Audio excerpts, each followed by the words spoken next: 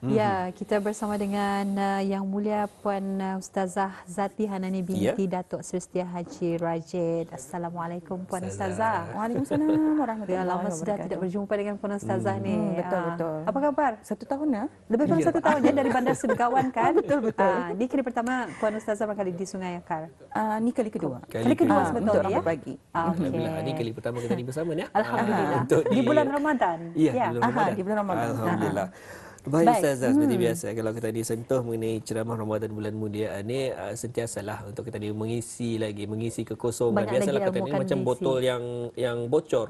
Diisi era tu kadang-kadang semakin lupa, semakin itu host. Jadi tadi tambah lagi insya-Allah untuk hari ini perkara-perkara yang membatalkan puasa. Memang satu soalan yang lazim, namun soalan lazim atutah yang sekitar ni mudah terlupa dan juga mudah terkeliru. Jadi sebagai mukadimah kita serahkan ya bersama dengan Ustazah untuk memberikan mukadimah ya. Baik. Terima kasih kepada Muammar dan juga Mahira dan juga terima kasih juga kepada Rampai Pagi atas undangan saya kepada Rampai Pagi ini untuk memberikan sedikit tazkirah ataupun sedikit orang kongsi sama mengenai dengan tajuk hari ini, iaitu perkara-perkara yang membatalkan puasa. Jadinya kalau bila kita ni masuk dengan tajuk hari ini, perkara-perkara membatalkan puasa, kalau di dalam silibus agama, perkara-perkara membatalkan puasa ni bukannya sehari ni, bukannya 20 minit, tetapi 3 minggu, 4 minggu. Jadinya memang banyak dan juga memang detail kalau untukkan dibicarakan ataupun dikongsikan yang punya ia punya dalam-dalamnya. Tapi hari ini insya-Allah saya akan membagi tahu tentang apakah sebenarnya macam secara ringkasnya perkara-perkara yang membatalkan puasa ni. Ini sebagai pendahuluan tentang perkara-perkara membatalkan puasa ni, kenapa kita ni mesti tahu? Apa pentingnya perkara-perkara membatalkan puasa ni? Macam kenapa mesti tahu perkara-perkara membatalkan puasa? Benar tadi macam kata Muammar tadi tu, macam kita ni tu ibaratnya macam botol. Kalau selalu terlupa, selalu lalai, kadang-kadang lagipun Ramadan ni sekali dalam 1 tahun kan. Kadang-kadang terlupa apa perkara-perkara membatalkan puasa tu. Jadinya indah masyarakat sampat kita ni kan mengingati apa dia perkara-perkara membatalkan puasa ni. Kenapa perlu kita ni mempelajari perkara-perkara membatalkan puasa ni? Ada satu hadis Rasulullah sallallahu alaihi wasallam yang kira-kira mafhumnya, barang siapa yang berpuasa dengan keimanan, dengan penuh keimanan dan penuh pengharapan, pasti akan dihapuskan segala dosa-dosa yang terdahulu. Maksud daripada mafhum daripada hadis Rasulullah sallallahu alaihi wasallam ini, ia menyatakan kalau siapa yang berpuasa itu dengan penuh keimanan, artinya di sana tu ia menjaga dirinya daripada perkara-perkara yang membatalkan puasa. Kalaulah ia indah mementingkan tentang perkara-perkara membatalkan puasa ni, artinya puasanya tu adalah sia-sia sahaja. Artinya dahaga, ia dapat menahan dahaga sama dengan laparnya saja. Tapi jenis untukkan matlamat untuk kita ni kan berpuasa tu adalah bertakwa. Kita ni tu kan menjadi orang yang bertakwa, menjadikan diri kita ni tu lebih baik daripada sebelumnya. Sebab itu tak pentingnya kita ni mempelajari tentang perkara-perkara yang membatalkan puasa ni. Itulah sedikit sebanyak mukadimahnya. Dia saya mau terlampau panjang. Takut menjadi isok lagi. Jadi walaupun kita secara ringkas tetapi ia padat ya. Jadi untuk kita mengetahui perkara-perkara yang membatalkan puasa ni, jadi apa sebetulnya perkara-perkara yang boleh menyebabkan kita ni ialah tanpa mungkin secara sengaja pun ataupun tidak ya. Mungkin dapat dijelaskan oleh Puan Ustazah ni. Baik. Sebelum kita ni kan tahu tentang perkara-perkara membatalkan puasa ni, kita ni mesti tahu tentang rukun puasa dulu. Pasal kalau rukun puasa tu, kalau indah kita ni indah turuti, maka terbatallah puasa kita ni. Di antara bukan di antara, tapi rukun-rukun puasa itu adalah salah satu adalah yang penting niat. Niat adalah wajib, adalah rukun. Kalau kita ni tidak berniat, maka batallah puasa kita ni. Kemudian yang kedua adalah menahan diri daripada perkara-perkara yang boleh membatalkan puasa. Ini kita dimasuk tentang perkara-perkara yang membatalkan puasa. Perkara-perkara yang membatalkan puasa ini sebenarnya ada, kalau mengikut kitab-kitab ada banyak ia punya versinya ada yang 8, ada yang 7, ada yang 6. Tapi sebenarnya ia merangkumi ia punya poinnya yang sama. Salah satunya di antara perkara-perkara yang membatalkan puasa itu adalah datang haid ataupun nifas. Ini bagi orang yang bini-bini. Kalau laki-laki tidak ada ni. Yang katanya indah ko puasa ustazahnya kalau lelaki. Kenapa? Uzur. Subhanallah. Lain sudah tu. Lain sudah tu. Di sini tu yang dimaksudkan adalah bagi golongan yang perempuan ataupun wanita. Kalau ia haid ataupun nifas, maka terbatallah puasanya meskipun ia punya puasanya tu 1 minit lagi kan sungkai. Kalau datang ia punya darah haidnya tetap juga batal ia punya puasanya. Dan diqada, perlu diqada ia punya puasanya tu. Dan ini berlainan ia punya haid dan nifas ini berlainan pula dengan istihadah. Kalau istihadah ia adalah darah penyakit yang secara normal darah penyakitnya itu bukannya darah nifas ataupun darah haid. Maka ia diwajibkan untuk berpuasa bagi orang yang istihadah. Ini katanya limpas 15 hari ia punya darah haidnya itu keluar, masih darahnya itu keluar 15 hari, maka ia bukan dikatakan sebagai darah haid, ia dikatakan sebagai darah istihadah. Dan darah istihadah ini wajib untuk berpuasa. Kalau 14 hari masih, maka itu ia darah haid. Okay. Kemudiannya yang kedua di antara perkara yang membatalkan puasa ini adalah minum atau makan dengan sengaja. Perkataan sengaja ni, sengaja ni apakah yang dimaksudkan sengaja? Sengaja ni bukannya terter. Kalau terter, tapi yang disengaja. Kalau ini sengaja adalah ia melakukan satu perbuatan ataupun tindakan itu dengan keizinannya sendiri. Dengan keizinannya. Contohnya sajanya, ustazahnya, aku kan minum. Ia berniat sudah kan minum. Di sana tu sudah ia membatalkan puasanya. Kalau ia cakap, ustazahnya katanya, aku terminum, maka itu indah batal puasanya. Pasal ia indah sengaja. Tapi kalau ni katanya, apakah hukumnya ustazahnya kalau kita nyatunya berkumur-kumurnya melalui pakai air tebu? Subhanallah. Macam ada air putih. Kali saya jawablah, kalau cuma tu sudah ia punya soalannya, air tebu, kalau berkumur-kumur, ini peluang jadi apa masalah. Melainkan ia punya, kalau ia keluar air tebu itu sedikit daripada asalnya, sedikit, itu memang batal, sudah termasuk ke dalam itu. Artinya di sana tu adalah makan atau minum dengan sengaja untuk membatalkan puasa itu. Kemudian perkara yang ketiga adalah dalam membatalkan puasa ini adalah mutah dengan sengaja. Mutah dengan sengaja ni maksudnya ia dicucuk-cucuknya. Cucuk-cucuknya pakai jarinya tu ataupun kadang-kadangnya supaya kunda anunya nampak sakit ni katanya cucuk-cucuknya pakai barus gigi. Arah tempat kerongkongan tu sampai terkeluar segala tu. Terkeluar segala makanan dalam parut tu. Supaya dia puasa. Atau yang dikatakan sebagai mutah dengan sengaja. Tapi kalau sekiranya mutah macam gastrik kah kadang-kadang berangin parut, termutah sendirinya, atau indah batal puasa kita ni. Selagi masih kita ni mampu puasa, maka puasalah saja.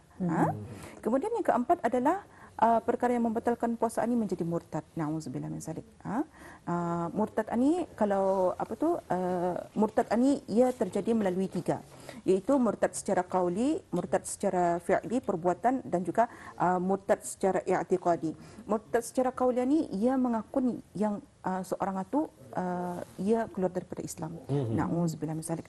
Mudahan kita ni sentiasa di dalam keadaan yang beriman, jauh daripada perbuatan murtad ani.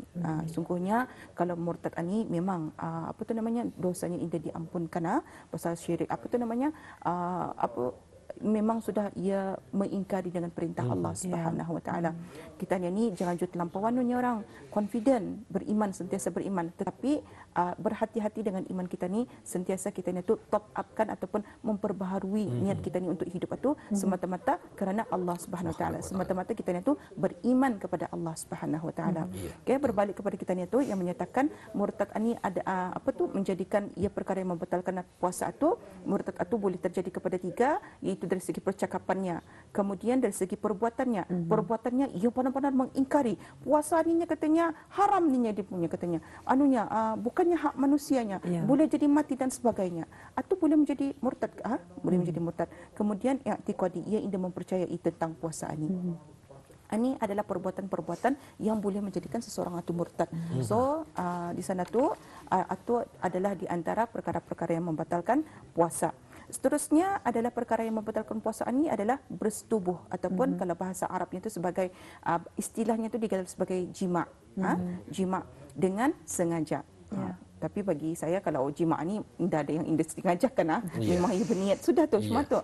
So di sana tu kalau ia sudah berjima suami isteri maka batallah puasanya dan perlulah ia tu kafarah kubra. Kafaratul kubra.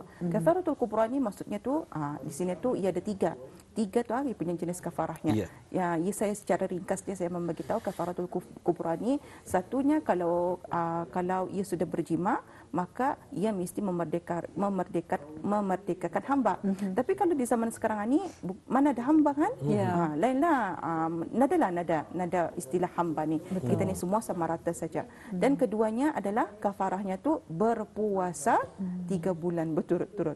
Kalau kita ni pun kadang-kadang sehari-seharian ni pun lapar juga.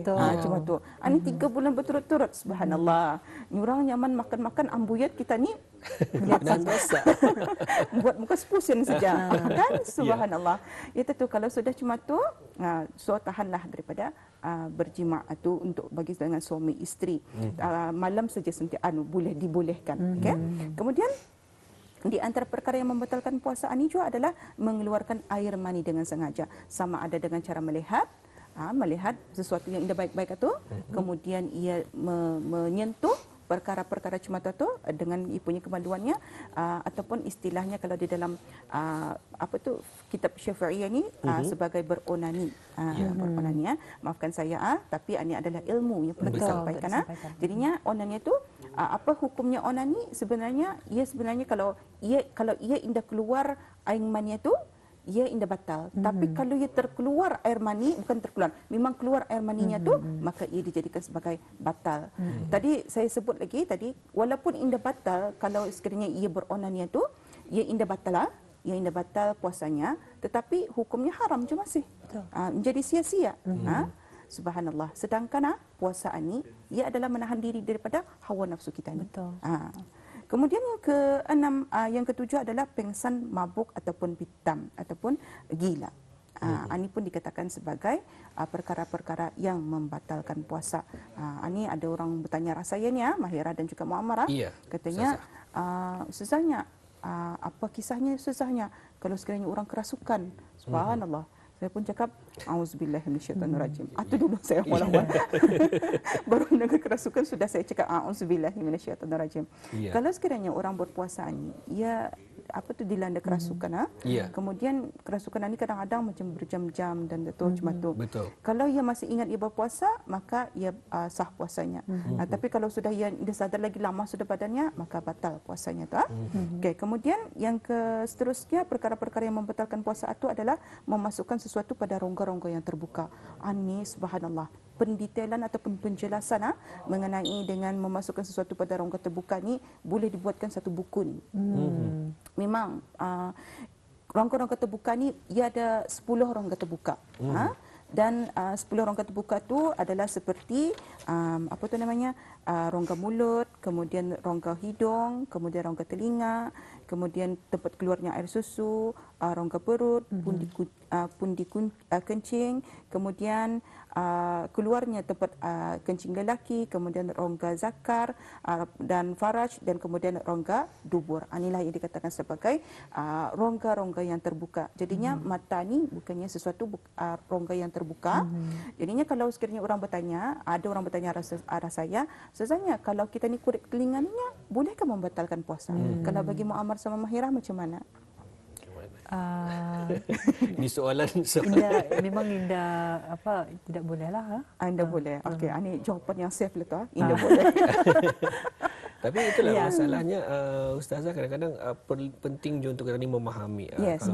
Kalau dari pemahaman sendiri itu dibolehkan.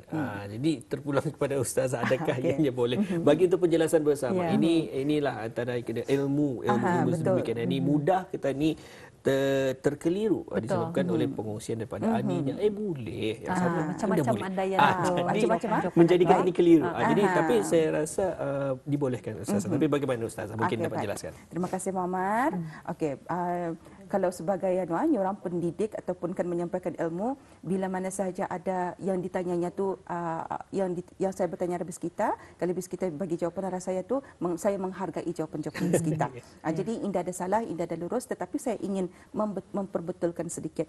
Yang dimaksudkan sebagai kalau sekiranya terbatal puasa bila termasuknya ataupun memasukkan sesuatu pada rongga terbuka ni, kan kalau telinga lah, contohlah telinga. Telinga kita ni ada 3 part, ada 3 bahagian. Di luar, di tengah-tengah dan di dalam banar.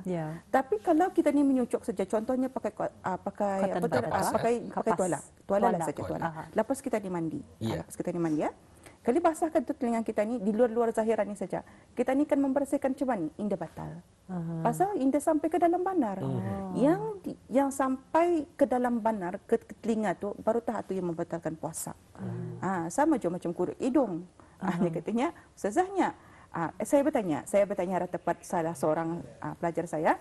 Katanya, Ustazah, saya tanya, macam mana kalau sekiranya indah ada aing, kali azan? Dia katanya, macam mana kamu kan sungkai? Kurik hidung saja Ustazah. Dia katanya. Kali kata saya, boleh kurik hidung, tanya hidung atau kamu makan. Macam mana? Okay, cerita kisahnya macam mana? Kalau sekiranya, kan hidung ni pun ada 3 part juga. Sini, di atas kalian ni, kemudian di tengah-tengahnya, dan kemudian di sini ni, di zahir hidung kita ni. Kalau kita ni kurik hidung tu, minta maaf ilmu.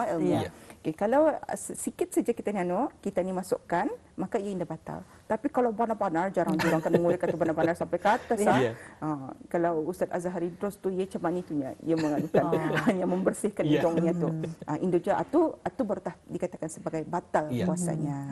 Baik, Ustazah tadi dikongsikan je untuk penjelasan lebih lanjut je mengenai mengorek telinga ni. Kalau lepas kali mandi ada je maklum je kadang-kadang ada yang sampai tualanya tu dikuntal-kuntalnya tu. Jadi macam mana Ustazah? Tujuan untuk menyuci barangkali untuk membersihkan. Okey, baik. Kalau sekiranya ini mengikut apa yang saya baca dalam buku Matla' Al-Badrain daripada Syekh Muhammad bin Ismail Daud Al-Fatani yang menyatakan tentang kalau sekiranya ada sesuatu benda yang tajam, kira yang nipis lah tu, yang nipis, kemudian dimasukkan ke dalam telinga, ia masuk sudah ke rongkani. Masuk sudah ke dalam. Ia bukannya di zahir pada di sini sudah. Maka terbatallah puasa. Batal puasa. So, kalau akan mau awal-awal takurik itu dengan penuh rasa nikmat pada malam hari sungkai itu ataupun sebelum sahur. Jangan waktu puasa. Bukan masuk waktu puasa. Kadang-kadang waktu puasa ni mencabar dunia. Ia kalau ada pun gatal je telinga kita ni tu, garu-garu sikit saja. Bawa tidur. Kadang-kadang bila mana sahaja gatal telinga tu, masa time puasa tu, ia adalah merupakan gangguan juga. Gangguan juga. Kadang-kadang gangguan menguji keimanan kita.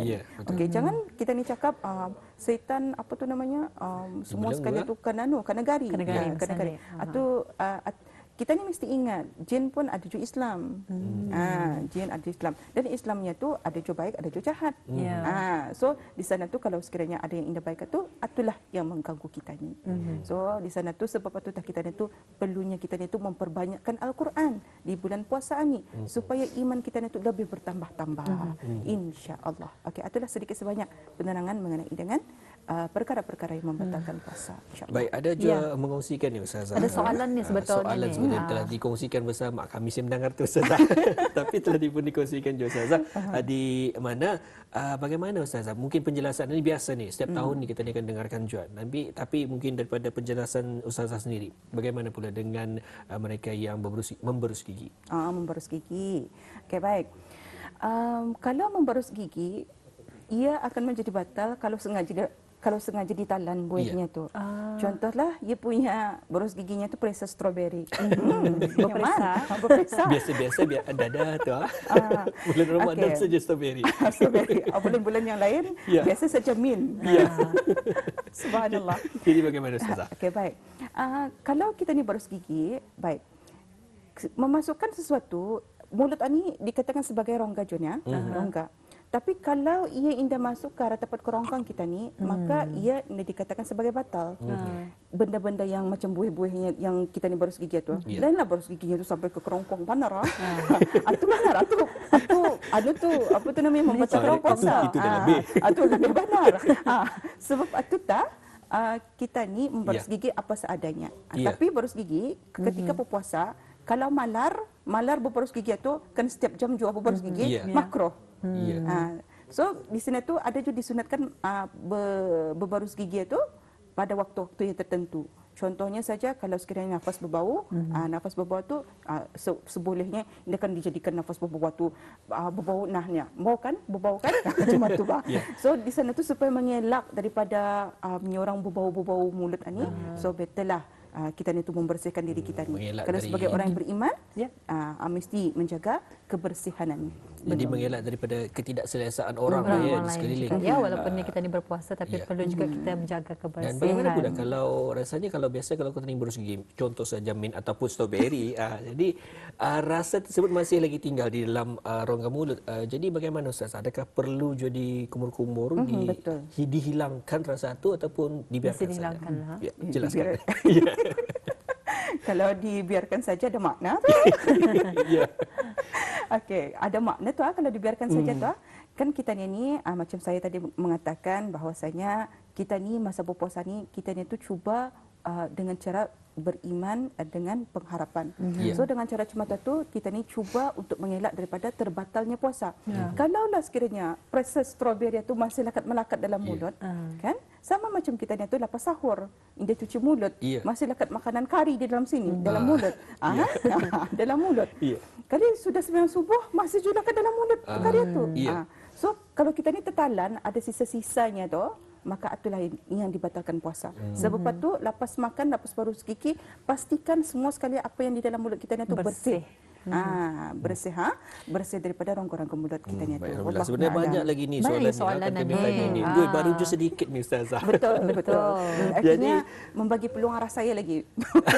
InsyaAllah jika ada di kesempatan. InsyaAllah. Baik, itu yang antara pengongsian bersama. Perkara-perkara yang membatalkan puasa. Rasanya sedikit saja akan dikongsikan, tapi nyatanya baru je sedikit saya dikongsikan pun sudah kesuntukan masa. Jadi kita ucapkan terima kasih kepada narasumber kita ni, iaitu Ustazah Zati Hanani binti Datuk Seri Setia Haji Rajid kerana berkesudian bersama segmen ceramah Ramadan bulan mulia ini. Ustazah, terima kasih Ustazah. Sama-sama. Baik, assalamualaikum. Waalaikumsalam warahmatullahi wabarakatuh. Ya, alhamdulillah. Demikian tadi